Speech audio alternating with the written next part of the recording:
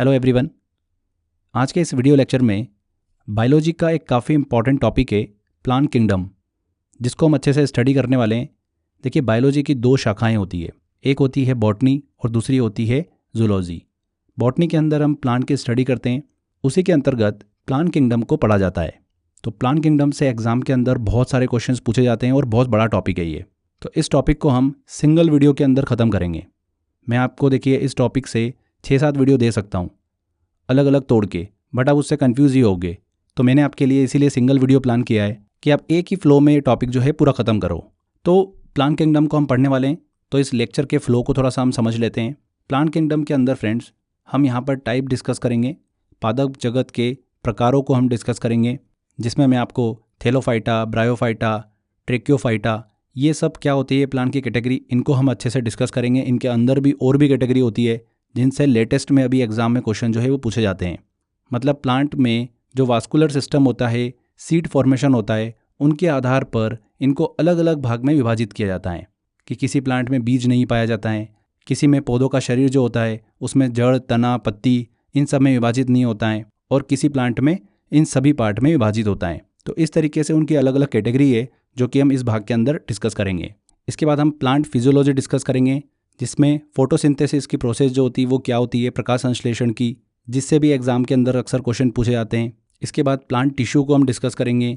Photosynthesis process में plant के अंदर जो भोजन बना है वो भोजन किस तरीके से उस प्लांट के अंदर फ्लो होता है, कौन उसके लिए रिस्पॉन्सिबल होता है, कौन से टिश्यूज़ रिस्पॉन्सिबल होते हैं, टिश्यूज़ का काम क्या होता है, वो सब हम इसके अंदर पढ़ने वाले हैं। इसके बाद प्लांट हार्मोन्स को हम डिस्कस करेंगे, जो कि पौधे के विभिन्न अंगों में पहुंचकर उनकी वृद्धि के लिए रिस्पॉन्सिबल होते हैं। फिर हम बायो फर्टिलाइज़र की बात करेंगे, जैव उर्वरक की, जो कि क्या होते हैं, मिट्टी में उन्हें मिलाया जाता है और वो मिट्टी की उर्वरकता को बढ़ा देते हैं, जिससे पौधों के विकास में फ़ायदा होता है। तो उनको हम डिस्कस करेंगे।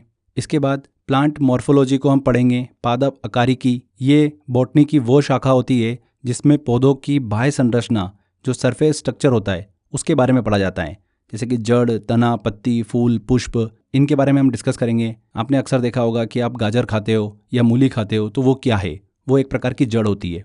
आलू हम खाते हैं तो वो क्या होता है, तना होता है। तो इस तरीके से हम यहाँ पर जो है वो स्टडी करने वाले हैं। एग्जाम में ऐसे ही क्वेश्चंस पूछे जाते हैं। इसके बाद हम प्लांट डिसीज़ के बारे में बात करेंगे, प्लांट से रिलेटेड इंपॉर्टेंट रोगों को डिस्कस करेंगे जो एग्जाम में पूछे जाते हैं। एंड लास्ट में हम plants and their edible part को अच्छे से कंप्लीट करेंगे। इसमें हम ऐसे पार्ट को डिस्कस करेंगे, जैसे कि एग्जाम में ऐसा पूछा जाता है कि मैंगो जो होता है उसमें कौन सा वाला भाग जो होता है वो खाने योग्य होता है, तो वो होता है मध्य फल भित्ति, मतलब मेसोकार्प। तो ऐसे बहुत सारे ऐसे फ्रूट्स हैं जिनसे एग्जाम के अंदर क्वेश्चन पूछे जाते हैं, तो हम यहाँ पर वो भाग कंप्लीट करेंगे। तो इस तरीके से ये पूरा फ्लो है इस टॉपिक का जो कि हम पढ़ने वाले हैं। तो चलिए एक एक करके हम स्टार्ट करते हैं। सबसे पहले हम पादप जगत के प्रकारों को डिस्कस करते हैं। देखिए फ्रेंड्स, प्लांट किंगडम की बात कर रहे हैं, पादप जगत की बात कर रहे हैं हम। तो यहाँ पर जो प्लांट का शरीर होता है, प्लांट की बॉडी होती है, उसे हम वास्कुलर सिस्टम और सीड फॉर्मेशन के आधार पर कई प्रकार से विभाजित कर सकते हैं। तो संवहनी तंत्र और बीज निर्माण के आधार पर इन्हें 3 भागों में बांटा गया है। एक है थैलोफाइटा, सेकेंड है ब्रायोफाइटा और तीसरा है ट्रेक्योफाइटा। सीधे एग्जाम में देखिए फ्रेंड्स, यहाँ से क्वेश्चन पूछते हैं, ध्यान से स्ट्रक्चर को समझना आप। थैलोफाइटा में हम क्या पढ़ेंगे, पौधों का जो शरीर होता है वो जड़, तना और पत्तियों में विभाजित नहीं रहता है। तो ऐसे कौन कौन से पौधे होते हैं, उनसे रिलेटेड क्वेश्चन जो है वो बनते हैं, तो वो हम थैलोफाइटा के अंदर पढ़ेंगे। फिर हम ब्रायोफाइटा की बात करेंगे, जहाँ पर ऐसे पौधे आते हैं जो कि जल और थल दोनों पे पाए जाते हैं और इनके अंदर बीज जो होता है वो नहीं पाया जाता है। फिर हम ट्रेकोफाइटा के बारे में पढ़ेंगे। ट्रेकोफाइटा में क्या होता है, इस प्रकार के प्लांट में जड़, तना और पत्ती जो होती है वो पाई जाती हैं। क्लियर। अब ट्रेकोफाइटा के भी फ्रेंड्स 3 टाइप होते हैं। एक होता है टेरिडोफाइटा, सेकेंड होता है एंजियोस्पर्म और तीसरा होता है जिम्नोस्पर्म। तो ये 3 टाइप होते हैं ट्रेक्योफाइटा के। यहाँ पर एंजियोस्पर्म जो होता है उसके भी 2 भाग हम यहाँ पर स्टडी करेंगे। एक करेंगे मोनोकोट्स को और दूसरा है डाइकोट, मतलब एक बीजपत्री और द्विबीजपत्री। तो इस तरीके से ये प्लांट का पूरा स्ट्रक्चर है। डायरेक्ट एग्जाम में यहाँ से क्वेश्चन जो है वो पूछे जा रहे हैं। अभी इस स्ट्रक्चर से ही क्वेश्चन पूछ लेते हैं, तो इसको हमको दिमाग में बिल्कुल रखना है। 3 मेन टाइप हैं, थैलोफाइटा, ब्रायोफाइटा, ट्रेक्योफाइटा। ट्रेक्योफाइटा के भी 3 पार्ट हैं, टेरिडोफाइटा, एंजियोस्पर्म और जिम्नोस्पर्म। और एंजियोस्पर्म जो है उसके 2 टाइप हैं, मोनोकोट्स और डाइकोट। क्लियर हुआ आपको? चलिए अब एक एक करके हम डिटेल में सबको पढ़ेंगे। सबसे पहले हम बात करते हैं थैलोफाइटा की। थेलोफाइटा जो है फ्रेंड्स, ये पौधों का सबसे बड़ा संघ है, लार्जेस्ट यूनियन है ये प्लांट्स का। इस टाइप के पौधों का जो शरीर होता है उसमें जड़, तना, पत्तियाँ ये सब नहीं पाई जाती हैं, बल्कि ये एक थैलस मतलब एक संरचना के रूप में रहता है, इसीलिए इसे थेलोफाइटा कहते हैं। एक थैली नुमा संरचना में रहता है। इस टाइप के प्लांट्स में संवहनी ऊतक जो होते हैं, वास्कुलर टिश्यूज, वो नहीं पाए जाते हैं। अब हम आगे पढ़ेंगे प्लांट टिश्यूज़ क्या होते हैं, पर उससे पहले मैं आपको थोड़ा सा टिश्यू के बारे में बता देता हूँ कि यहाँ पर जो हम वास्कुलर टिश्यूज़ के बारे में बात कर रहे हैं ये होते क्या हैं। देखिए, संवहनी ऊतक, वास्कुलर टिश्यू की बात कर रहे हैं हम, तो इससे मतलब है हमारा जाइलम और फ्लोएम, दो टिश्यू से। जाइलम और फ्लोएम ये दो टाइप के जटिल ऊतक होते हैं, कॉम्प्लेक्स टिश्यू होते हैं, जो कि अलग अलग प्रकार के सेल्स मतलब कोशिकाओं से मिलकर बने होते हैं। इनका काम क्या होता है? पौधे के अंदर जल का परिवहन करना, खाद्य पदार्थों का परिवहन करना, ये सब इनका काम होता है। क्लियर? या आगे भी हम अच्छे से डिस्कस करेंगे प्लांट टिश्यू में। तो इस तरीके से संवहनी ऊतक जो होते हैं, वास्कुलर टिश्यूज जो होते हैं, ये थेलोफाइटा के अंदर नहीं पाए जाते हैं। थेलोफाइटा की बात करें तो ये वो प्लांट्स होते हैं, ये वो पौधे होते हैं जो मुख्य रूप से जल में पाए जाते हैं। अगर हम इनके एग्जाम्पल डिस्कस करें तो शैवाल, एल्गी, कवक जिन्हें फंगस के नाम से भी जाना जाता है, लाइकेन, उल्वा, चारा, फ्लेडोफोरा, ये इसके मेन एग्जाम्पल हैं। सीधे एग्जाम में क्वेश्चन पूछते हैं यहाँ से, ध्यान रखना आप। ऐसा एग्जाम में क्वेश्चन पूछ लेंगे कि वे पौधे जो जल में पाए जाते हैं उन्हें क्या कहा जाता है? थेलोफाइटा। ऐसे एग्जाम में क्वेश्चन पूछ लेते हैं। या थेलोफाइटा का इनमें से कौन सा एग्जाम्पल है? और आपको 4 ऑप्शन दे दिए, उसमें से दे दिया शैवाल, एल्गी दे दिया आपको, तो पता होना चाहिए। ठीक है, तो समझना है कि किस तरीके से एग्जाम के अंदर क्वेश्चन पूछे जा रहे हैं। अब जो एग्जाम्पल मैंने आपसे डिस्कस करें, इनको भी थोड़ा सा हम एक एक करके अच्छे समझते हैं। सबसे पहले हम बात करते हैं एल्गी, शैवाल की। तो शैवाल जो होते हैं ये क्या होते हैं? ये एक प्रकार के जलीय जीव होते हैं। ये अपना भोजन जो होते हैं स्वयं बनाते हैं, स्वपोषी होते हैं। ये प्रकाश संश्लेषण, फोटोसिंथेसिस करने की इनमें क्षमता होती है। इन प्लांट्स में जो भोजन होता है वो स्टार्च के रूप में स्टोर्ड होता है। अगर हम शैवालों मतलब एल्गी के अध्ययन की बात करें तो उसे क्या कहा जाता है? फाइकोलॉजी कहा जाता है। और शैवाल विज्ञान मतलब एल्गोलॉजी में किसका अध्ययन किया जाता है? शैवाल मतलब एल्गी का ही अध्ययन किया जाता है। अगर हम सबसे बड़े शैवाल की बात करें तो वो कौन सी है? माइक्रोसिस्टिस। वहीं सबसे छोटे शैवाल की बात करें तो वो कौन सा है? एसिटाबुलेरिया। सबसे बड़ा शैवाल माइक्रोसिस्टिस और सबसे छोटा शैवाल जो होता है वो होता है एसिटाबुलेरिया। क्लियर? बर्फ पर उगने वाले शैवालों को क्रिप्टोफाइट्स के नाम से जाना जाता है।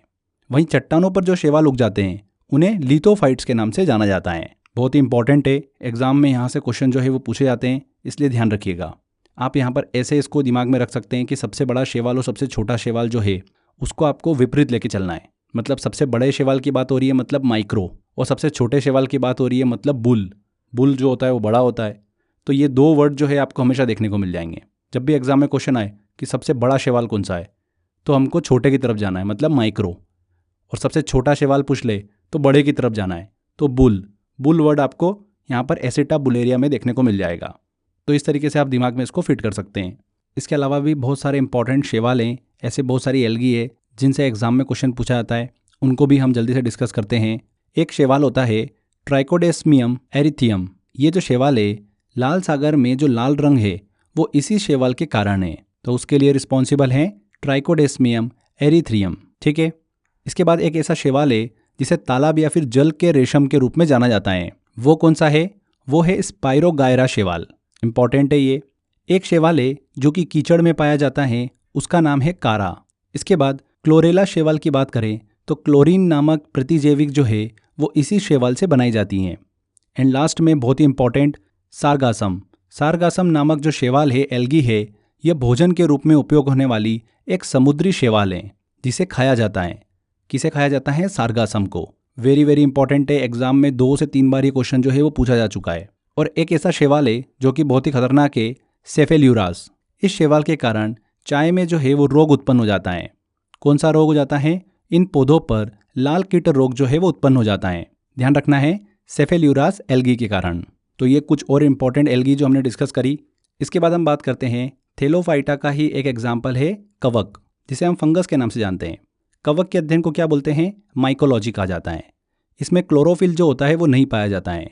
कवक जो होते हैं ये परपोषी होते हैं, मतलब दूसरों की मदद से अपना भोजन बनाते हैं। क्लियर? अगर कुछ इंपॉर्टेंट एग्जाम्पल अगर हम देखें कवक के तो यीस्ट होता है जो कि किण्वन की प्रोसेस प्रोसेस ऑफ फर्मेंटेशन में सहायक होता है। आपने देखा होगा जो ये ब्रेड वगैरह बनती है वहाँ पर इसको यूज़ किया जाता है, ईस्ट को। इसके अलावा पेनिसिलियम नोटाटम नामक एक कवक है, इसी से ही पेनिसिलिन नामक औषधि की खोज हुई थी। एंड एक बहुत ही इंपॉर्टेंट कवक है स्ट्रेप्टोमाइसिन निग्निकेंस, इसमें विटामिन B12 जो होता है वो प्रचुर मात्रा में पाया जाता है।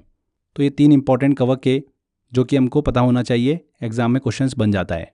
इसके बाद हम देखिए थैलोफाइटा का लास्ट एग्जाम्पल और डिस्कस करते हैं, लाइकेन। यहाँ से भी क्वेश्चन बनते हैं। लाइकेन क्या होते हैं? बेसिकली ये जो कवक और शैवाल होते हैं उसी से ही मिलकर बने होते हैं। और लाइकेन जो होते हैं यह सहजीविता प्रदर्शित करते हैं, सिम्बोइसिस को प्रदर्शित करते हैं। यहाँ पर सहजीविता का अर्थ क्या है कि ये दोनों जो होते हैं वो एक दूसरे का पोषण करते हैं। कौन? कवक और शैवाल। कवक जल, खनिज, लवण, विटामिन इन सभी को शैवाल को देता है। वहीं शैवाल जो होता है वो क्या काम करता है? फोटोसिंथेसिस की प्रोसेस करता है, कार्बोहाइड्रेट का निर्माण कर कर कवक को देता है, फंगस को देता है। मतलब यहाँ पर ये एक दूसरे का पोषण कर रहे हैं। इसी को क्या बोलते हैं? सहजीविता बोलते हैं। तो लाइकेन जो है वो सहजीविता को प्रदर्शित करता है। लाइकेन जो होता है ये वायु प्रदूषण का भी सूचकांक होता है। मतलब यह वायु में सल्फर और नाइट्रोजन जैसे वायुमंडलीय प्रदूषकों के प्रति बहुत ही ज़्यादा संवेदनशील हैं। प्रदूषण बढ़ने के कारण लाइकेन की जो आबादी होती है उसमें गिरावट दर्ज की जाती है। तो ये चीज़ ध्यान रखिएगा, एग्जाम में पूछा गया था ये पॉइंट। लाइकेन के अध्ययन की बात करें तो इसे क्या कहा जाता है? लाइकेनोलॉजी। नाम से स्पष्ट है तो इसको याद रखने की भी आपको दिक्कत नहीं होगी। तो ये थैलोफाइटा हमने अच्छे से डिस्कस किया। आगे बात करते हैं ब्रायोफाइटा की। ये ऐसे प्लांट का समूह होता है जिसमें बीज जो होता है वो नहीं पाया जाता है। इसी के साथ साथ इसमें संवहनी ऊतक जो होते हैं, वास्कुलर टिश्यूज़, वो भी नहीं होते हैं। जाइलम और फ्लोएम जैसे जो कि पानी और खाद्य पदार्थों का संवहन करे, वो भी इसमें नहीं पाए जाते हैं। और ब्रायोफाइटा वाले प्लांट जो होते हैं वो जल और थल दोनों पर उगते हैं। इसीलिए इसे प्लांट जगत के उभयचर के रूप में जाना जाता है। किसे? ब्रायोफाइटा को। वेरी वेरी इंपॉर्टेंट है। एसएससी में ये अभी रिसेंटली क्वेश्चन भी पूछा गया था कि इनमें से किसे प्लांट जगत का उभयचर कहा जाता है, एम्फीबियंस कहा जाता है। तो किसे कहा जाता है? ब्रायोफाइटा को। उभयचर का मतलब ये होता है कि जल और थल दोनों में रह सकते हैं। ठीक है। ब्रायोफाइटा का जो आकार होता है वो थैलस नुमा होता है। इनमें जड़ जो होती है वो नहीं होती है, लेकिन तने और पत्तियों के जैसी संरचना जो है, स्ट्रक्चर जो है वो दिखाई देता है। कुछ इंपॉर्टेंट अगर हम ब्रायोफाइटा के एग्जाम्पल देखें तो उसमें आता है मोसेस, जिन्हें हरिता कहा जाता है, hornwort, liverwort, Marchantia, very very important, Riccia और स्फेग्नम। ये जो मैंने आपको 4-5 एग्जाम्पल बताएं ये वेरी वेरी इंपॉर्टेंट है। सीधे एग्जाम में यहाँ से एग्जाम्पल से क्वेश्चन पूछते हैं, तो बिल्कुल दिमाग में हमको छाप लेना है इसको। कौन कौन से एग्जाम्पल है यहाँ पर? Moses, hornwort, liverwort, Marchantia, Riccia और स्फेग्नम। मार्केंशिया से तो 2 से 3 बार क्वेश्चन पूछा है, मोसेस से भी क्वेश्चन पूछा है। तो ये सब क्या हैं? ब्रायोफाइटा हैं। थोड़ा सा जल्दी से अगर हम इनको डिटेल में डिस्कस करें, मोसेस की बात करें तो इस पौधे में वास्तविक जड़ों का जो होता है वो अभाव होता है। इनकी अगर हम देखिए लंबाई देखें तो 1 से 10 सेंटीमीटर की होती हैं बस, और छायादार और नम जगहों पर ये जो होते हैं समूहों में उगते हैं। मोसेस जो है ये बिना जड़ का पौधा है। अभी वर्तमान में इसकी 1200 से अधिक जातियाँ जो है वो पाई जाती हैं। वहीं हॉर्नवर्ट की बात करें तो ये एक महान जलीय पौधा है। लिवरवर्ट की बात करें तो ये छायादार और नम जगहों पर समूहों में उगते हैं। क्लियर? तो थोड़ा सा आपको समझ में आया होगा। यहाँ पर अगर हम ब्रायोफाइटा वर्ग का सबसे बड़ा पौधा डिस्कस करें तो वो कौन सा है? डोसोनिया है। वहीं ब्रायोफाइटा का सबसे छोटा पौधा जो होता है वो कौन सा होता है? ज़ूओप्सिस होता है। दोनों चीज़ें बहुत ही इंपॉर्टेंट है। डोसनिया सबसे बड़ा पौधा और ज़ूओप्सिस सबसे छोटा पौधा। इसके बाद हम बात करते हैं ट्रेकियोफाइटा की। इस प्रकार के प्लांट में जड़, तना और पत्ती जो होती है वो पाई जाती हैं। इन प्लांट्स में संवहनी ऊतक मतलब वास्कुलर टिश्यूज़ जो होते हैं वो भी पाए जाते हैं। इन प्लांट्स को 3 पार्ट में डिवाइड किया हुआ है, टेरिडोफाइटा, एंजियोस्पर्म और जिम्नोस्पर्म। यहाँ पर फ्रेंड्स बिल्कुल एक चीज़ आप दिमाग के अंदर फिट कर लेना, थैलोफाइटा के हमने कोई भी टाइप डिस्कस नहीं करे, ब्रायोफाइटा के हमने कोई भी टाइप डिस्कस नहीं करे, बस हम ट्रेकियोफाइटा के टाइप डिस्कस कर रहे हैं। 3 टाइप डिस्कस कर रहे हैं इसके, टेरिडोफाइटा, एंजियोस्पर्म और जिम्नोस्पर्म। क्लियर? सबसे पहले हम टेरिडोफाइटा को लेते हैं। तो टेरिडोफाइटा के अंदर जो प्लांट्स आते हैं उसमें फूल और बीज नहीं पाए जाते हैं। इन प्लांट्स में जैसे कि मैंने आपको बताया वास्कुलर टिश्यूज़ जो होते हैं वो पाए जाते हैं। इसके अंदर जो मुख्य पौधा होता है वो बीजाणुभिद होता है, मतलब स्पोरोफाइट होता है, जिसमें प्रायः जड़, तना, पत्ती ये सब उपस्थित होती हैं। अगर हम टेरिडोफाइटा के एग्जाम्पल डिस्कस करें तो उसके अंदर आते हैं fern, main fern, Dicksonia, Lycopodium, horsetail, Marsilea और सिलेजिनेला। ये सीधे सीधे एग्जाम में क्वेश्चन पूछा हुआ था कि फर्न, मेन फर्न, डिक्सोनिया जो है ये किसके एग्जाम्पल हैं। तो ये टेरिडोफाइटा के एग्जाम्पल हैं। तो बहुत ही इंपॉर्टेंट एग्जाम्पल है, इनको बिल्कुल दिमाग में रखना है आपको। Fern, main fern, Dicksonia, Lycopodium, horsetail, Marsilea और सिलेजिनेला, ये टेरिडोफाइटा के एग्जाम्पल। इसके बाद हम बात करते हैं फ्रेंड्स जिम्नोस्पर्म की। ऐसे प्लांट होते हैं जिनके बीजों के ऊपर खोल या फिर आवरण जो होता है वो नहीं पाया जाता है। इन्हें ही अनावृत बीजी मतलब जिम्नोस्पर्म कहा जाता है। इनमें प्लांट्स के बीजों में अंडाशय जो होता है वो नहीं पाया जाता है। इन पौधों की विशेषता क्या होती है? इनमें मूसला जड़ होती है, पत्तियाँ, फूल और बीज पाए जाते हैं, पर इनमें फल नहीं पाए जाते हैं। इस टाइप के जो प्लांट्स होते हैं ये पहाड़ी क्षेत्रों में ज़्यादा देखने को मिलते हैं, जिम्नोस्पर्म वाले। अगर हम इनके एग्जाम्पल डिस्कस करें तो है cycas, Pinus, strawberry, conifer, psyched, ginkgo, ये सभी जिम्नोस्पर्म मतलब अनावृत बीजी के एग्जाम्पल हैं। सबसे छोटा अगर हम जिम्नोस्पर्म प्लांट डिस्कस करें तो वो कौन सा है? जेमिया पिग्मिया है। वेरी वेरी इंपॉर्टेंट है ये। जिम्नोस्पर्म के एग्जाम्पल दिमाग में जरूर रखिएगा आप, cycas, Pinus, strawberry, conifer, psyched और जिंको। यहाँ पर हमने साइकस और पाइनस की बात करी, तो इन दोनों से रिलेटेड कुछ और इन्फॉर्मेशन है जो कि एग्जाम में पूछी जाती है, उनको भी हम कवर कर लेते हैं। देखिए, साइकस के तनों से स्टार्च निकालकर साबूदाने का निर्माण किया जाता है। साइकस के जो बीज होते हैं ये अंडमान द्वीप के जनजातियों द्वारा खाए जाते हैं। साइकस को सागोपाम के नाम से भी जाना जाता है और इसे जीवित जीवाश्म मतलब लिविंग फॉसिल के रूप में भी पहचाना जाता है। तो ध्यान रखिएगा, साबूदाना जो है वो किससे प्राप्त किया जाता है? साइकस के तनों से स्टार्च निकालकर। ठीक है। अगर हम पाइनस की बात करें तो पाइनस से चिलगोजा जो है वो प्राप्त किया जाता है, जो कि खाने के काम ही आता है। चिलगोजा को जिम्नोस्पर्म का मेवा के रूप में भी जाना जाता है। जिम्नोस्पर्म नट्स किसे कहा जाता है? चिलगोजा को कहा जाता है। ठीक है, तो ये दो इंपॉर्टेंट चीज़ थी जो हमने डिस्कस करी, एग्जाम में पूछी जाती है। अब लास्ट में एंजियोस्पर्म को हम डिस्कस करते हैं, आवृत बीजी को। तो इस कैटेगरी के अंदर कैसे प्लांट्स आते हैं? इन प्लांट्स में जो बीज होते हैं वो फलों के अंदर होते हैं, अर्थात बीज जो होते हैं एक बंद आवरण में पाए जाते हैं। इन प्लांट्स में हमको पुष्प भी लगते हुए दिखाई देते हैं, इसलिए इन्हें फ्लावरिंग प्लांट्स के रूप में भी जाना जाता है। यहाँ पर एंजियोस्पर्म प्लांट जो होते हैं ये पूरे वनस्पति जगत में सर्वाधिक विकसित प्लांट हैं, जिसके अंदर जड़, तना, पत्ती, फल, फूल ये सभी पाए जाते हैं। एंजियोस्पर्म मतलब आवृत बीजी प्लांट्स को बीज में मौजूद जो बीज पत्र होते हैं उनकी संख्या के आधार पर दो वर्गों में बांटा जाता है, एक मोनोकोट्स और दूसरा डायकोट्स, एक बीजपत्री और द्विबीजपत्री। इनको भी जल्दी से हम कवर करते हैं। यहाँ पर फ्रेंड्स हम जल्दी से पहले बीज पत्र की बात कर रहे हैं हम, तो बीज पत्र का मतलब आप समझ लो। बीज पत्र जो होता है ये पौधों के बीज जो होते हैं, सीड्स होते हैं, उसके अंदर पाए जाने वाले जो भ्रूण होते हैं, फेटस होते हैं, उसका एक महत्वपूर्ण भाग होता है। जब बीज जो होता है वो स्प्राउटेड हो जाता है, अंकुरित हो जाता है, तो ये बीज पत्र जो होता है विकसित होकर पौधे की पहली और कोमल पत्ती के रूप में बाहर निकलता है। तो क्लियर हुआ आपको?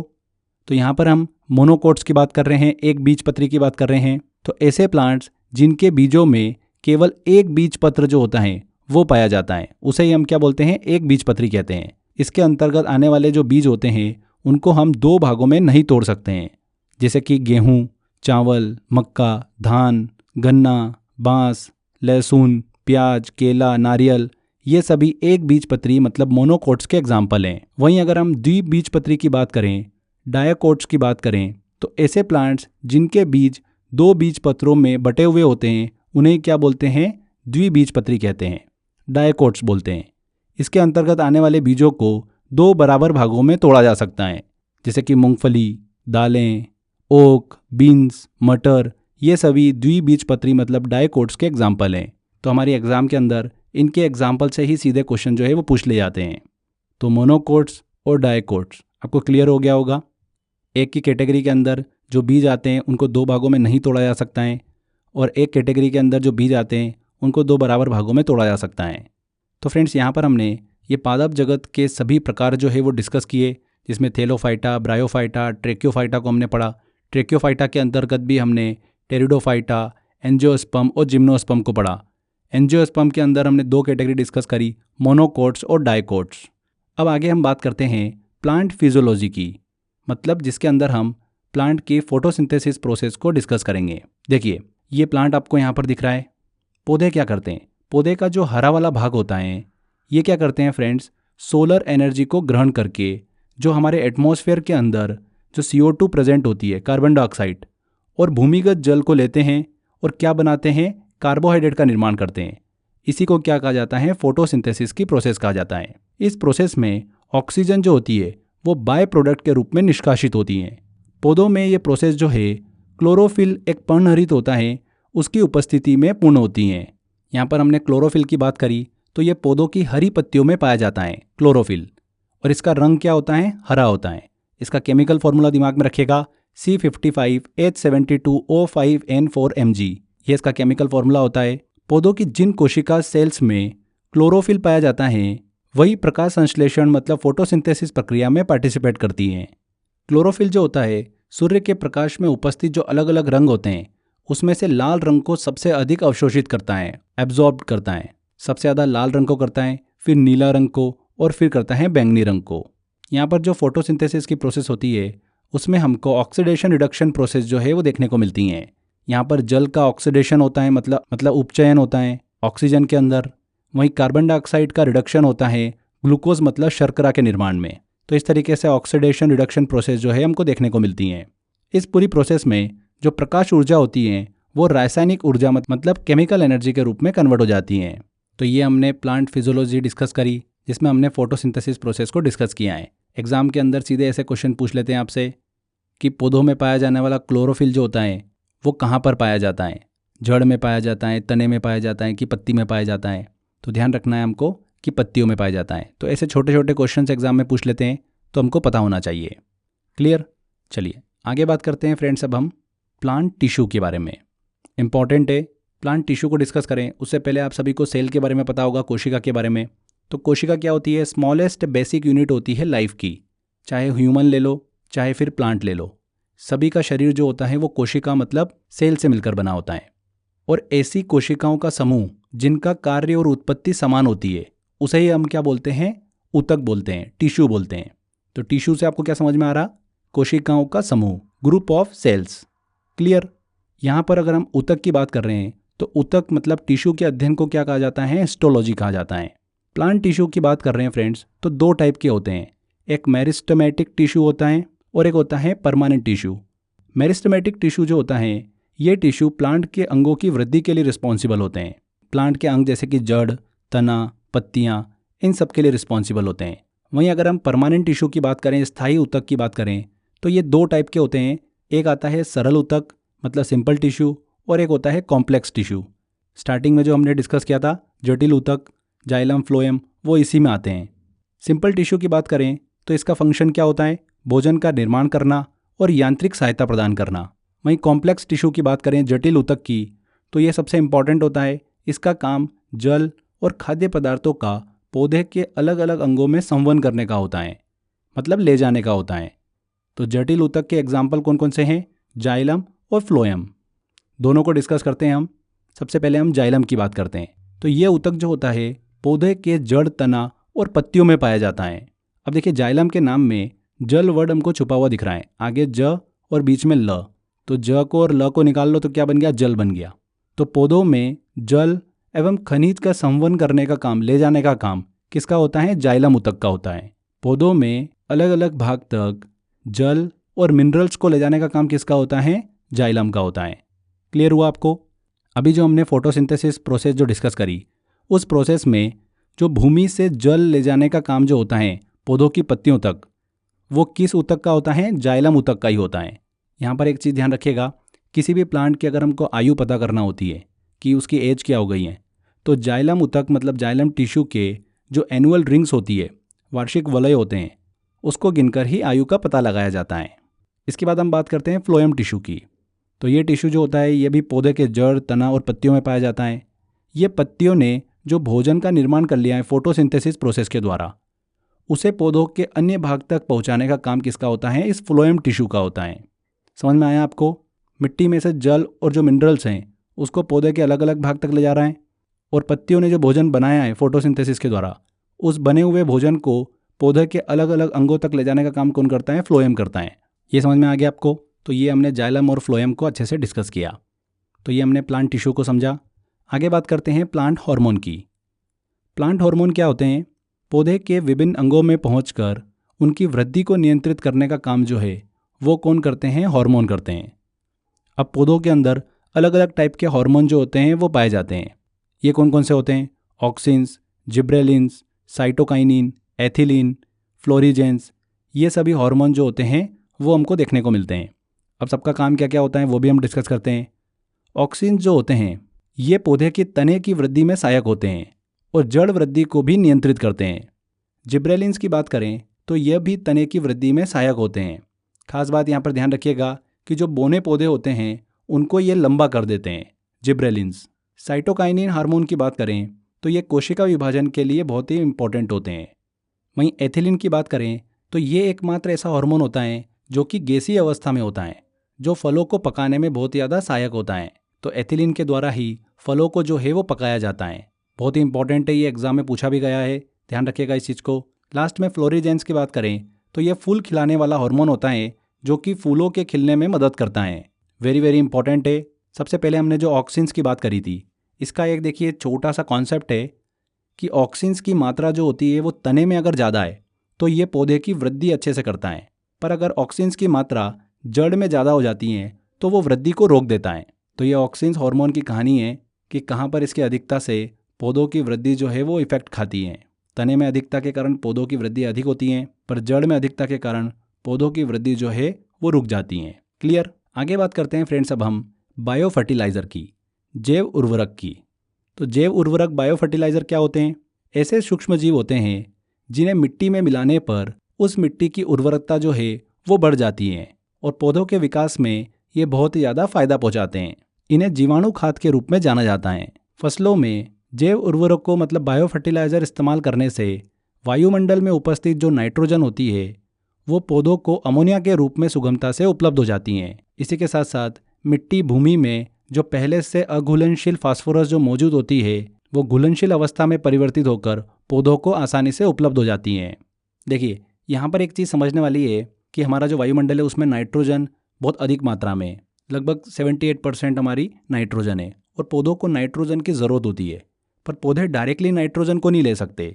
पृथ्वी के मिट्टी में जो मौजूद नाइट्रोजन है उसको अपने जड़ों के माध्यम से वो लेते हैं, अवशोषित करते हैं, जो कि पौधों के पोषण और वृद्धि के लिए आवश्यक होती हैं। समझ में आया आपको? तो पौधे जो है मिट्टी में मौजूद नाइट्रोजन को अच्छी तरीके से ले पाए, जो अघुलनशील फास्फोरस है वो घुलनशील अवस्था में परिवर्तित होकर पौधों के द्वारा उसे भी आसानी से लिया जा सके, उसके लिए जैव उर्वरक मतलब बायो फर्टिलाइज़र का इस्तेमाल किया जाता है। समझ में आया होगा आपको? बायो फर्टिलाइज़र जो है ये प्राकृतिक हैं, इसीलिए इनके प्रयोग से भूमि की उर्वरकता और शक्ति जो है वो बढ़ती हैं। बायो फर्टिलाइज़र रोग जनकों को पनपने नहीं देते हैं, मिट्टी में मौजूद कई हानिकारक पदार्थों को नष्ट कर देते हैं जो कि पौधों की बीमारियों का कारण भी बन सकते हैं। क्लियर हुआ आपको? अगर कुछ इंपॉर्टेंट हम बायो फर्टिलाइज़र की बात करें तो उसमें नाम आता है एजोला एवं एनाबिना का। इनका धान की फसल में प्रमुख रूप से उपयोग किया जाता है। एजोला की बात करें तो पानी में पनपने वाला छोटे बारीक पौधे की एक जाति का होता है जिसे वैज्ञानिक भाषा में फर्न कहा जाता है। हमने टेरिडोफाइटा में डिस्कस किया था। टेरिडोफाइटा के एग्जाम्पल हमने पढ़े थे, फर्न, मेन फर्न, डिक्सोनिया, तो उसी जाति का ये पौधा होता है। एजोला की जो पंखुड़ियाँ होती है उसमें एनाबीना नामक नील हरित काई के जाति का एक सूक्ष्म जीव पाया जाता है जो कि सूर्य के प्रकाश में वायुमंडलीय नाइट्रोजन फिक्सेशन करता है और हरे खाद की तरह फसल को नाइट्रोजन की पूर्ति करता है। समझ में आया आपको? यहाँ पर हमने नाइट्रोजन फिक्सेशन की बात करी तो ये उस प्रोसेस को कहते हैं जिसके द्वारा पृथ्वी की वायुमंडल की नाइट्रोजन जो होती है वो अमोनिया में कन्वर्ट होकर पौधों को मिलती है। तो ये एजोला एनाबिना हमने डिस्कस किया। इसके अलावा इंपॉर्टेंट बायो फर्टिलाइज़र में नाम आता है नील हरित शैवाल का। इसे साइनोबैक्टीरिया भी कहा जाता है। नील हरित काई जो है एक जैविक खाद है। ये एक प्रकार का सूक्ष्मजीवी होता है जो कि नाइट्रोजन फिक्सेशन कर धान की फसल को आंशिक मात्रा में नाइट्रोजन की पूर्ति करता है। इसके अलावा एक और बायो फर्टिलाइज़र है इंपॉर्टेंट, राइजोबियम। ये भी बैक्टीरिया हैं जो कि नाइट्रोजन फिक्सेशन कर नाइट्रोजन का यौगीकरण कर दलहनी फसल को आंशिक मात्रा में नाइट्रोजन की पूर्ति करता है। दलहनी फसल के लिए सर्वाधिक उपयुक्त जैविक उर्वरक है राइजोबियम। ठीक है फ्रेंड्स, एग्जाम के अंदर सीधे क्वेश्चन पूछा जाता है कि इनमें से ऐसा कौन सा उर्वरक है जो कि धान की फसल में उपयोग किया जाता है। तो ऑप्शन में आपको दे देंगे एजोला एनाबिना, और भी आपको कोई ऑप्शन मिल जाएंगे राइजोबियम के और ऐसे करके, तो उसमें ध्यान रखना है हमको एजोला एनाबिना। आगे बात करते हैं फ्रेंड्स अब हम प्लांट डिसीज़ के बारे में। प्लांट संबंधित रोगों को हम अच्छे से कवर करते हैं। तो प्लांट के अंदर जो रोग हमको देखने को मिलते हैं उसका सबसे बड़ा कारण जो होता है वो क्या होता है, फफूंद होता है, कवक होता है। कुछ इंपॉर्टेंट रोगों को डिस्कस करें तो उसमें देखिए सबसे पहला आता है टिक्का रोग, ये मूंगफली से संबंधित है। खेरा रोग, ये राइस का एक प्रसिद्ध रोग है जो कि जस्ते मतलब जिंक की कमी के कारण होता है। ब्लैक हार्ट रोग, ये आलू में होता है। भंडारण में जब ऑक्सीजन की कमी हो जाती है उसके कारण आलू में ये रोग जो है वो देखने को मिलता है, ब्लैक हार्ट रोग। इसके बाद आता है मार्श रोग, ये मटर में होने वाला एक रोग है जो कि मैग्नीज की कमी के कारण होता है। इसके बाद आता है वाइट बर्ड रोग, मक्के में होने वाला एक रोग है जो कि जिंक की कमी के कारण ही होता है। जिंक की कमी से मक्के में सफ़ेद कली बनती है जिससे इसे सफ़ेद कली नामक रोग भी कहा जाता है। वाइट बर्ड रोग मक्के में देखने को मिलता है। इसके अलावा येलो वेन मोजेक रोग, ये भिंडी की मुख्य समस्या है। विषाणुजन्य रोग हैं, सफ़ेद मक्खी इस विषाणु का वाहक होती हैं। भिंडी में देखने को मिलता है येलो वेन मोजेक रोग। इसके बाद ब्लैक रस्ट रोग और वाइट रस्ट रोग की बात करें तो ब्लैक रस्ट रोग जो है ये रोग गेहूं से संबंधित हैं, ये गेहूं की गुणवत्ता को कम कर देता है। वहीं वाइट रस्ट रोग जो होता है ये सरसों मतलब मस्टर्ड का एक प्रमुख रोग है, ये एक कवक जनित रोग है जो कि सिस्टोपस कवक द्वारा फैलता है। तो ब्लैक रस्ट रोग और वाइट रस्ट रोग ध्यान रखिएगा, ब्लैक रस्ट रोग जो है ये गेहूं से संबंधित है, वहीं वाइट रस्ट रोग जो है ये सरसों मतलब मस्टर्ड से संबंधित है। यहाँ पर फ्रेंड्स हमने गेहूं के संबंधित रोगों की बात करी थी तो उसमें दो रोग और दिमाग में रखिएगा, करनाल बंट रोग और टुंडू रोग। ये दोनों भी गेहूं से संबंधित ही रोग हैं जो कि गेहूं की गुणवत्ता में कमी कर देते हैं। आगे देखिए लाल सड़न रोग की बात करें जो कि गन्ने में देखने को मिलता है, ये भी फंगस मतलब कवक के कारण होता है। इस रोग के कारण गन्ने के तने और पत्तियों में लाल धारियाँ जो है वो उत्पन्न हो जाती हैं। इरगाट रोग की बात करें तो ये बाजरे में देखने को मिलता है, ये भी एक कवक के कारण होने वाला रोग है। तो ये हमने देखिए प्लांट की कुछ इंपॉर्टेंट डिसीज़ को डिस्कस किया जिनसे एग्जाम के अंदर सीधे क्वेश्चन जो है वो पूछे जाते हैं। आई होप आपको क्लियर हुआ होगा। इसके बाद फ्रेंड्स आगे हम बात करते हैं प्लांट मॉर्फोलॉजी की, पादप अकारिकी की। पादप अकारिकी वनस्पति विज्ञान की वह शाखा है जिसमें पौधों की बाह्य संरचना जैसे कि जड़, तना, पत्ती, फूल, फल, इनके रूपों और गुणों के बारे में अध्ययन किया जाता है। अब प्लांट मॉर्फोलॉजी में हम दो चीज़ें पढ़ेंगे, एक जड़ और एक तना। अब बात करें कि इनसे किस तरीके के क्वेश्चन पूछे जाते हैं तो इनके एग्जाम्पल से क्वेश्चन पूछे जाते हैं कि मूली, गाजर ये क्या है, तो ये एक जड़ है जिसे खाया जाता है। वहीं आलू, अदरक ये सब चीज़ें क्या हैं, ये सब तने हैं जिन्हें खाया जाता है, पर इनके भी टाइप हैं। तो हम वही चीज़ें इस भाग के अंदर डिस्कस करने वाले हैं। तो सबसे पहले हम जड़ों की बात करें तो जड़ मतलब रूट के दो टाइप होते हैं, एक टैप रूट और दूसरा एस्थेटिक रूट। अब टैप रूट से ही एग्जाम के अंदर क्वेश्चन पूछे जाते हैं तो हमको यही पढ़ना है। टैप रूट के एग्जाम्पल क्या क्या हैं, मूसला जड़ों के, मूली, गाजर, शकरकंद, शलजम और चुकंदर, ये सभी जो हैं ये टैप रूट है, मूसला जड़ें हैं जिन्हें खाया जाता है। सीधे एग्जाम में यही क्वेश्चन पूछ लेते हैं, क्लियर। इसके बाद हम बात करते हैं स्टेम की, मतलब तने की। तो पौधे का ऐसा भाग जो कि अंकुरित बीज के प्रांकुर से निर्मित होता है और भूमि के ऊपर रहता है उसे हम क्या बोलते हैं, तना कहते हैं। पर ऐसा नहीं है कि भूमि के ऊपर जो रहता है उसी को हम तना बोलते हैं, अंडरग्राउंड स्टेम भी हमको देखने को मिलते हैं जिन्हें खाया जाता है। तो वही हम डिस्कस करेंगे।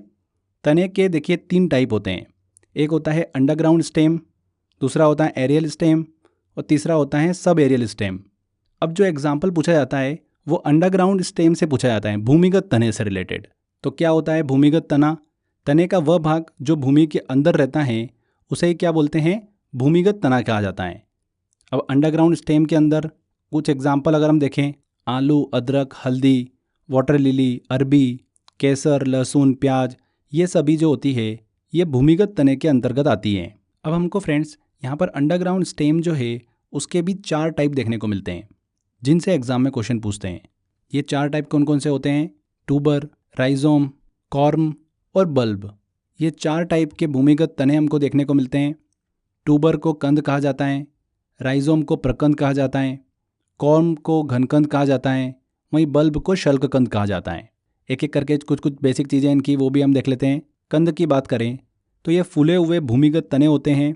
इसमें तने जो होते हैं वो भोज्य पदार्थों को एकत्रित करके रखते हैं। इसका सबसे अच्छा एग्जाम्पल है आलू। आलू क्या है, ट्यूबर है, कंद है। इसके बाद आता है राइजोम। राइजोम क्या है, एक संशोधित भूमिगत पौधे का तना होता है। ये क्षैतिज तने होते हैं, हॉरिजॉन्टल तने होते हैं जो कि भूमिगत बढ़ते हैं और अपनी गांठों से जड़ें जो है वो बाहर निकालते हैं। राइजोम के एग्जाम्पल देखें तो वो कौन कौन से हैं, प्रकंद के अदरक, हल्दी, ये इसके सबसे अच्छे एग्जाम्पल हैं जो कि एग्जाम में पूछे जाते हैं। ट्यूबर स्तंभकंद का एग्जाम्पल आलू, प्रकंद राइजोम का एग्जाम्पल क्या है, अदरक और हल्दी। इसके बाद कॉर्म की बात करते हैं अपन, घनकंद की बात करते हैं। तो यह तना जो होता है वो प्रकंद का ही एक संघनित मतलब कंडेंस्ड रूप होता है। इसका सबसे अच्छा एग्जाम्पल है अरबी। एंड लास्ट में आता है बल्ब, जिसे शल्ककंद कहा जाता है। इस प्रकार का भूमिगत तना जो होता है बहुत ही छोटे छोटे शल्क पत्रों से मिलकर बना होता है। इसमें केंद्रीय कली के चारों ओर पत्तियों की परतें होती हैं और ये जो पत्तियां होती हैं भोज्य पदार्थों को एकत्रित करके मांसाल मतलब फ्लेशी का रूप ले लेती हैं। मतलब इसमें जो भाग खाने वाला होता है उसे हम क्या बोलते हैं, मांसाल पर्ण मतलब फ्लेशी लीव कहते हैं। और सबसे अच्छे इसके एग्जाम्पल है प्याज, लहसुन, ये इसके एग्जाम्पल हैं। तो प्याज में जो खाने वाला भाग होता है वो कौन सा होता है, फ्लेशी लीव्स, मांसाल पर्ण। क्लियर हुआ आपको? यही एग्जाम में देखिए अभी रिसेंटली क्वेश्चन पूछा गया था और बार बार यही क्वेश्चन पूछे जाते हैं। तो इनके एग्जाम्पल से क्वेश्चन पूछते हैं। अगर मैं छोटे से मैं जल्दी से आपको कवर करूं तो टैप रूट के एग्जाम्पल, मूसला जड़ों के एग्जाम्पल हो गए मूली, गाजर, शकरकंद, शलजम और चुकंदर। अगर हम तने की बात करें तो अंडरग्राउंड स्टेम की हमने बात करी, 4 टाइप के होते हैं। ट्यूबर, उसका एग्जाम्पल क्या है, आलू। राइजोम, उसका एग्जाम्पल क्या है, अदरक और हल्दी। कॉर्म की बात करें घनकंद की तो उसका अच्छा एग्जाम्पल क्या है, अरबी। और शल्ककंद बल्ब की बात करें तो उसमें आते हैं लहसुन और प्याज। क्लियर हो गया होगा आपको? अब आगे बढ़ते हैं। इस टॉपिक का आखिरी भाग हम डिस्कस करते हैं, पौधे एवं उसके खाने योग्य भाग, plants and their edible parts. यहाँ से भी एग्जाम में हमको क्वेश्चन देखने को मिलते हैं। तो जल्दी से छोटा सा पार्ट है, इसको भी हम कवर कर लेते हैं। सबसे पहले हम बात करते हैं मध्य फल भीति वाले फलों की। मध्य फल भीति को इंग्लिश में कहा जाता है मेसोकॉर्प। तो ऐसे फल जिनका मध्य फल भीति वाला भाग खाया जाता है, मेसोकॉर्प वाला भाग जो है वो खाया जाता है। तो वो कौन कौन से हैं, आम, पपीता, जामुन, ये वो फल हैं जिनके मध्य फल भीति वाला भाग खाया जाता है। देखिए यहाँ पर आम आपको दिख रहा है। इस आम को हम जब खोलते हैं तो बाहर का जो परत है वो आपको दिख रहा है, वो छिलका हो गया। बीच में देखिए इसके बीज है और जो बीच वाला गुदा होता है उसे क्या कहा जाता है, मध्य फल भीति कहा जाता है, मेसोकॉर्प कहा जाता है और उसे ही खाया जाता है। वैसे ही पपीता के अंदर होता है और वैसे ही जामुन के अंदर होता है। क्लियर हुआ आपको? तो आम, पपीता और जामुन, ब्लैकबेरीज, ये वो फ्रूट्स हो गए जिनके मध्य फल भीति वाला भाग जो है वो खाया जाता है। आगे बात करते हैं अब हम पुष्पासन और बीज वाले फल की। पुष्पासन मतलब थैलेमस, ऐसे फ्रूट्स जिनके थैलेमस वाला पार्ट जो है वो हम खाते हैं। तो वो कौन कौन से हो गए, सेब हो गया, एप्पल हो गया, पियर नाशपाती हो गया, धनिया हो गया। ये वो फ्रूट्स हैं जिनके पुष्पासन वाला भाग को हम खाते हैं। यहाँ पर देखिए आपको एप्पल दिख रहा होगा। तो एप्पल में ये पत्तियाँ वाला पार्ट हो गया, इसका जो भारी वाला हिस्सा है और बीच वाला पार्ट ये थैलेमस हो गया। कोई भी फल का भारी गूदेदार भाग जो होता है वही थैलेमस होता है और वही खाने योग्य होता है। सेम ऐसे ही नाशपाती में होता है। तो ध्यान रखिएगा, सेब, नाशपाती और धनिया, कोरिएंडर, पुष्पासन एवं बीज वाले भाग को खाते हैं। इसके बाद हम बात करते हैं भ्रूणपोष की, एंडोस्पर्म की। तो एंडोस्पर्म वाले फल कौन कौन से हैं? तो ये हो गए गेहूँ, नारियल, सबसे अच्छे 2 एग्जाम्पल हैं जिनका हम एंडोस्पर्म वाला भाग जो है वो खाते हैं, भ्रूणपोष वाला। अब देखिए गेहूँ आपको दिख रहा होगा यहाँ पर। तो गेहूँ का पौधा है, इसमें से यहाँ से हमको गेहूँ के ये दाने निकले। अब ये गेहूँ के दाने जो है ये भ्रूणपोष नहीं है। गेहूँ के दाने को भी जब हम काट लेते हैं तो जो इसका भारी वाला हिस्सा होता है वो क्या होता है, ब्रेन होता है, मतलब भूसा। और गेहूँ के जो अंदर वाला पार्ट होता है जिसे पीस कर हम आटा बना लेते हैं वही क्या होता है, एंडोस्पर्म होता है, भ्रूणपोष होता है, उसे ही हम खाते हैं। क्लियर हुआ? तो एंडोस्पर्म का सबसे अच्छा एग्जाम्पल गेहूँ। तो भ्रूणपोष एंडोस्पर्म वाला भाग हम खाते हैं गेहूँ का। वैसे ही नारियल होता है। तो नारियल के अंदर भ्रूणपोष जो होता है वो सफ़ेद वाला भाग होता है अंदर, जिसे नारियल का मांस भी कहते हैं। यही नारियल का खाने योग्य भाग होता है। यहाँ पर ध्यान दीजिएगा, जो नारियल का पानी होता है वो क्या होता है, लिक्विड एंडोस्पर्म होता है, तरल भ्रूणपोष, जिसको भी हम क्या करते हैं, खाते हैं। ठीक है? तो एंडोस्पर्म वाले फल गेहूँ और नारियल। इसके बाद हम बात करते हैं फल भीति और बीजांडासन की, मतलब पेरिकार्प और प्लेसेंटा की। तो फल भीति, पेरिकार्प किसे कहते हैं? जो फल होता है, फल के छिलके को ही क्या कहा जाता है, फल भीति कहा जाता है। तो इसके अच्छे एग्जाम्पल अगर हम देखें तो टमाटर, अमरूद, अंगूर, ये वो फल हैं जिसका हम पेरिकार्प और प्लेसेंटा वाला भाग जो है वो खाते हैं, फल भीति और बीजांडसन। यहाँ पर देखिए टमाटर आपको दिख रहा होगा। तो फल भीति और बीजांडसन यह टमाटर का खाने योग्य भाग हो गया। टमाटर के मध्य फल भीति, वो अंत फल भीति और बीज, ये सभी भाग खाने योग्य भाग होते हैं। सेम इसी तरीके से अंगूर आप देखेंगे तो अंगूर में भी फल बीती वाला भाग जो है वो खाने योग्य होता है। कुछ अंगूर के अंदर हमको बीज भी देखने को मिलते हैं, लेकिन कुछ अंगूर के बीज जो होते हैं वो खाने योग्य होते हैं और कुछ के नहीं होते हैं। वहीं अमरूद की बात करें तो अमरूद में भी बीजांडसन और फल बीती वो खाने योग्य भाग होता है। क्लियर हुआ आपको? चलिए अब आगे बात करते हैं सपत्र, परिदल और बीज वाले की। उसके अंदर हमको 2 फल देखने को मिलते हैं, कटहल, जैकफ्रूट और मुलबेरी मतलब शहतूत। तो कटहल में यहाँ पर आप देखेंगे तो यहाँ पर ये पत्ती वाला भाग हो गया, ये सपत्र हो गया। इसके अंदर का जो देखिए फ्रेंड्स गूदा वाला भाग होता है वो क्या हो गया, परिदल हो गया। और उस गूदे वाले भाग के अंदर बीज हमको देखने को मिलते हैं जिसे भी खाया जाता है। तो कटहल में सपत्र, परिदल और बीज ये तीनों भाग खाए जाते हैं। उसी तरीके से शहतूत में भी सपत्र, परिदल और बीज को खाया जाता है। आगे बढ़ते हैं, कुछ और एग्जाम्पल डिस्कस करते हैं। जैसे मूंगफली का बीज पत्र जो है, जो कि मूंगफली के स्केल के अंदर भूरे रंग का होता है, और भ्रूण जो होता है यह बीज पत्र के अंदर सफ़ेद वाला भाग होता है। ये दोनों भाग जो होते हैं वो खाने योग्य होते हैं। तो मूंगफली के अंदर बीज पत्र और भ्रूण इन दोनों को खाया जाता है। मटर की बात करें तो मटर में भ्रूण और पूर्ण बीज इन दोनों को खाया जाता है। मटर में जो भ्रूण होता है वो क्या होता है, छिलके के अंदर वाला जो भाग होता है वो क्या होता है, भ्रूण होता है। और पूर्ण बीज जो होता है वो क्या होता है, भ्रूण का जो पूरा भाग होता है वही पूर्ण बीज कहलाता है। ये सभी मटर के खाने योग्य भाग होते हैं। प्याज में अगर हम बात करें तो अभी हमने डिस्कस किया था, मांसाल पर्ण जो है वो प्याज के अंदर खाया जाता है। प्याज में खाने योग्य भाग हैं उसकी जो शल्क पत्र होते हैं, मांसाल पर्ण, उन्हें ही खाया जाता है। मिर्ची में बात करें तो संपूर्ण फल को खाया जाता है। मिर्ची में मिर्ची का संपूर्ण फल जो होता है वो पूरा खाने योग्य भाग होता है। अनार की बात करें फ्रेंड्स, अनार की बात करें, पोमीग्रेनेट की बात करें तो रसीले बीज चोल इसमें खाने योग्य भाग होता है। अनार के फल में रसीले बीज चोल को खाया जाता है। नींबू में रसीले रोम वाला भाग जो होता है वो खाया जाता है। इसे निचोड़कर इसका तरल पदार्थ जो है वो खाने योग्य होता है। वहीं लीची में बात करें तो लीची में फ्रेंड्स अगर आप देखेंगे तो लीची फल का जो एरिल भाग होता है वो खाने योग्य होता है। एरिल जो होता है वो बीज को चारों तरफ से क्या करता है, घेर के रखता है, उसे ही खाया जाता है। बाहर का छिलका वाला पार्ट हटा दो, बीज वाला पार्ट हटा दो, तो बीज का जो पार्ट बचा उसे एरिल कहते हैं और यही लीची में खाया जाता है। तो ये क्लियर हुआ आपको?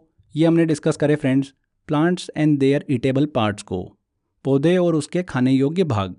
इसके बाद कुछ लास्ट में कुछ इंपॉर्टेंट पॉइंट्स हैं जो कि आपको दिमाग में रखना है, जल्दी से हम उसको भी कवर कर लेते हैं। कहवा जो होता है ये क्या होता है, एक प्रकार की चाय होती है। ये पौधे की फलियों से मतलब बीज से प्राप्त किया जाता है। अफीम पोस्ता की बात करें तो ये पौधे के बिना पके फल के लेटेक्स मतलब दूध से प्राप्त किया जाता है अफीम पोस्ता को। लौंग जो होता है यह पौधे के फूल की कलियों मतलब फ्लावर बर्ड से प्राप्त किया जाता है। केसर जो होता है यह पौधों के फूल के वतिकाग्र मतलब स्टिग्मा से उत्पन्न होता है, जिसे क्रोकस सेटिवस के नाम से जाना जाता है। सिनकोना की बात करें तो इस पौधे की छाल से कुनेन नामक औषधि जो है वो बनाई जाती हैं, जो कि मलेरिया ज्वरों में लाभदायक होती हैं। एंड लास्ट में मांसाहारी पौधों के कुछ नाम है जो सीधे एग्जाम में पूछे जाते हैं, जिसमें सबसे इंपॉर्टेंट तो है ड्रोसेरा। ड्रोसेरा क्या है, एक प्रकार का मांसाहारी पौधा है। और भी कुछ एग्जाम्पल है जैसे कि कैम्पेंसिस, pitcher plant, Venus fly trap, cobra lily, butterwort monkey cup, ये सारे पौधे जो हैं मांसाहारी पौधे के रूप में जाने जाते हैं। इनमें से सबसे इंपॉर्टेंट फ्रेंड्स दिमाग में रखिएगा ड्रोसेरा। तो यहाँ पर देखिए हमारा ये प्लांट किंगडम वाला टॉपिक जो है वो कंप्लीट होता है। हमने अच्छे से प्लांट के टाइप्स को डिस्कस किया, प्लांट फिजियोलॉजी पढ़ा हमने, जिसमें प्रकाश संश्लेषण, फोटोसिंथेसिस प्रोसेस को डिस्कस किया, प्लांट टिश्यू के बारे में पढ़ा, प्लांट हार्मोन को हमने डिस्कस किया, बायो फर्टिलाइज़र, प्लांट मॉर्फोलॉजी, पादप आकारिका के बारे में हमने बात करी, प्लांट डिसीज़ को भी कंप्लीट किया, एंड लास्ट में plants and their edible parts को भी कंप्लीट कर लिया है। तो ये पूरा प्लांट किंगडम हमारा कंप्लीट होता है। क्वेश्चन इसके बाहर बिल्कुल भी नहीं जाएगा। ये जो मैंने कंटेंट आपको दिया है ये बिल्कुल एकदम प्योर कंटेंट है। सीधे सीधे इन्हीं में से एग्जाम के अंदर क्वेश्चन जो है वो पूछे जाते हैं। अब आपको करना क्या है, अच्छे से थ्योरी पढ़ना है। अभी हम देखिए कुछ क्वेश्चंस भी सॉल्व करेंगे, और मैंने आपको टेस्ट के अंदर इस टॉपिक से रिलेटेड बहुत अच्छे अच्छे क्वेश्चंस दिए हैं। आपको लगातार उन क्वेश्चंस की प्रैक्टिस करना है, बार बार वो क्वेश्चंस लगाने, टॉपिक को रिवाइज करना है और बार बार वो क्वेश्चंस लगाने। जितनी बार आप ये क्वेश्चंस लगाओगे उतना आपको फ़ायदा मिलने वाला है। सीधे सीधे एग्जाम में यही क्वेश्चन जो है वो पूछे जाते हैं, और मैंने क्वेश्चंस भी वैसे ही बनाए कि आपको बिल्कुल सेम टू सेम क्वेश्चन जो है वो एग्जाम में देखने को मिले। चलिए मैंने कुछ क्वेश्चंस निकाले हैं, 10-15 क्वेश्चंस हैं, जल्दी से उनको सॉल्व करते हैं। टेस्ट के अंदर मैंने आपको ज़्यादा क्वेश्चंस दे रखे हैं प्रैक्टिस के लिए, आप उनको बार बार लगाइएगा। अभी बस हम ये देख रहे हैं कि एग्ज़ाम के अंदर किस तरीके से क्वेश्चंस पूछे जाते हैं और हमको किस तरीके से उनको सॉल्व करना है। एंजियोस्पर्म को बीज में मौजूद बीज पत्रों की संख्या के आधार पर कितने समूहों में विभाजित किया गया है? तो एंजियोस्पर्म को 2 पार्ट में डिवाइड किया गया है, मोनोकोट्स और डायकोट्स। यहाँ पर ए आंसर सही होगा 2। निम्न में से कौन सा ब्रायोफाइटा का एक सामान्य प्रकार है? तो मर्चेंटिया यहाँ पर देखिए ऑप्शन दिख रहा है हमको, जो कि ब्रायोफाइटा का एक सामान्य प्रकार है, डी आंसर। निम्नलिखित में से कौन सा एक मांसाहारी पौधा है? तो ड्रोसेरा जो है ये एक मांसाहारी पौधा है, बी आंसर। निम्नलिखित में से कौन सा पादप जगत द्विबीजपत्री और एक बीजपत्री में विभक्त होता है? तो कौन सा होता है? एंजियोस्पर्म। 2 पार्ट में देखिए हमने इसको स्टडी किया था, द्विबीजपत्री और एक बीजपत्री, मोनोकोट्स और डायकोट्स। अभी लेटेस्ट एग्जाम में क्वेश्चन पूछा गया था। अगला क्वेश्चन आता है, निम्न में से किस वनस्पति जगत के पौधों को शैवाल के नाम से जाना जाता है? तो थैलोफाइटा के अंदर आते हैं शैवाल, एल्गी, कवक, लाइकेन, ये सभी आते हैं थैलोफाइटा के अंदर। निम्नलिखित में से कौन सा पादप जगत का उपसमूह नहीं है? थैलोफाइटा है, बिल्कुल है, एंजियोस्पर्म भी है, टेरिडोफाइटा भी है, हेमिकोर्डेटा जो है ये पादप जगत का कोई भी समूह नहीं है। फाइकोलॉजी निम्न में से किसके अध्ययन से संबंधित है? फाइकोलॉजी यहाँ पर शैवालों के अध्ययन को कहा जाता है। निम्न में से किस फसल में एजोला एवं एनाबिना जैव उर्वरक का उपयोग किया जाता है? किस फसल में किया जाता है इन बायो फर्टिलाइजर का उपयोग? चावल में, धान की फसल में। चिलगोजा निम्न में से किस एक प्रजाति के बीज से प्राप्त होता है? तो चिलगोजा जो है ये प्राप्त किया जाता है पाइन से। निम्न में से कौन जैव उर्वरक के रूप में उपयोग होता है? राइजोबियम भी होता है, दलहनी फसलों में उपयोग किया जाता है इसका, नीलहरी शैवाल का भी किया जाता है, एजोला का भी किया जाता है। तो उपयुक्त तो सभी का जैव उर्वरक के रूप में उपयोग किया जाता है। कवक का अध्ययन क्या कहलाता है? कवक का अध्ययन क्या कहलाता है? माइकोलॉजी। माइकोलॉजी कहा जाता है कवक के अध्ययन को। फर्न, हॉस्टेल, लाइकोफाइट्स निम्नलिखित में से किस समूह से संबंधित हैं? तो किस समूह से संबंधित हैं ये? टेरिडोफाइटा से संबंधित हैं, बी आंसर। निम्नलिखित में से कौन सा प्लांट हार्मोन है? बहुत बार ये क्वेश्चन पूछा जाता है, तो कौन सा है फ्रेंड्स? साइटोकाइनिन। साइटोकाइनिन एक प्लांट हार्मोन है जो कि कोशिका विभाजन के लिए आवश्यक होता है। हमने बहुत सारे प्लांट हार्मोन की बात करी थी, ऑक्सिन्स, जिब्रेलिन्स, एथिलीन, फ्लोरीजेंस, साइटोकाइनिन। तो यहाँ पर साइटोकाइनिन बिल्कुल सही आंसर होगा। मक्का की पत्तियों के शीर्ष का सफ़ेद होना सूचक है, तो किस रोग का सूचक होता है ये? वाइट बर्ड रोग का सूचक होता है। जिंक की कमी के कारण ये रोग होता है। जिंक की कमी से मक्का में सफ़ेद कली जो है वो बनने लगती हैं, इसीलिए इसे सफ़ेद कली नामक रोग जो है वो कहा जाता है। तो यहाँ पर जिंक की कमी से, डी आंसर। करनाल बंट रोग हैं। करनाल बंट रोग जो है ये गेहूं की फसल का एक रोग है, गेहूं की गुणवत्ता में कमी कर देता है ये, बी आंसर। प्लांट रोगों का सबसे उत्तरदायी कारक कौन सा है? तो प्लांट के अंदर रोग होने का उत्तरदायी सबसे ज़्यादा कारक है फफूंद का, फंगस का, कवक का। तो ए आंसर। टिक्का रोग किस फसल से संबंधित है? टिक्का रोग जो है ये मूंगफली से संबंधित है। मूंगफली के अंदर हमको टिक्का रोग जो है वो देखने को मिलता है। एंड लास्ट में क्वेश्चन लेते हैं, कौन सा जीवित ऊतक उच्च वर्गीय पौधों में जैव पोषक वाहक का कार्य करता है? पोषक वाहक मतलब भोजन को पहुंचाने का काम कौन करता है? तो भोजन को पहुंचाने का काम करता है फ्लोएम। जाइलम का काम क्या होता है? जल और मिनरल्स को पहुंचाना होता है। फ्लोएम का काम होता है भोजन का परिवहन करना। तो यहाँ पर फ्लोएम, बी आंसर।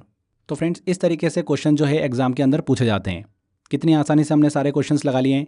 अगर आप थ्योरी को अच्छे से स्टडी करोगे, जितना इन्फॉर्मेशन मैंने आपको दिया है उतना अगर अच्छे से पढ़ लोगे, जो कि मैंने आपको बहुत सिंपल तरीके से ही बताया है, बिल्कुल भी आपको दिक्कत नहीं होने वाली है। और बार बार इस टॉपिक का जो मैंने टेस्ट दे रखा है उसकी प्रैक्टिस करो। 101% प्लांट किंगडम से आपका क्वेश्चन बिल्कुल सही होगा। ठीक है, तो ये टॉपिक हमारा यहीं कंप्लीट होता है। मैंने टेस्ट के अंदर बहुत अच्छे अच्छे क्वेश्चंस दे रखे हैं, आप लगातार उनकी बस प्रैक्टिस करते रहो। तो इस टॉपिक को यहीं ख़त्म करते हैं, मिलते हैं नेक्स्ट वीडियो में। Bye bye.